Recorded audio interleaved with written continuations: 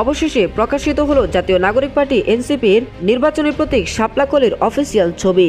বুধবার সন্ধ্যায় এনসিপির পক্ষ থেকে প্রতীকের এই চূড়ান্ত ছবি গণমাধ্যমের কাছে পাঠানো হয়। দলটির মিডিয়া সেলের সম্পাদক মুশফিক উস সালেহীন জানান, এখন থেকে সংবাদ প্রচারে নির্বাচন কমিশনের অনুমোদিত এই প্রতীকই ব্যবহার করার অনুরোধ জানিয়েছেন তারা। এরই মধ্যে নির্বাচন কমিশনের ওয়েবসাইটেও তাদের প্রতীকের ছবি যুক্ত করা হয়েছে। দেশের 58 নম্বর নিবন্ধিত রাজনৈতিক দল হিসেবে তালিকাভুক্ত এনসিপির নামের পাশে যুক্ত হয়েছে এই শাপলা কলির স্কেচ।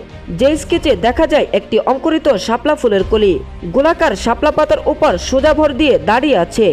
গত 9 নভেম্বর এনসিপিকে এই প্রতীক বরাদ্দ দেয় নির্বাচন কমিশন, আর আজ আনুষ্ঠানিকভাবে প্রকাশিত হলো ইসির চূড়ান্ত অনুমোদিত স্কেচ।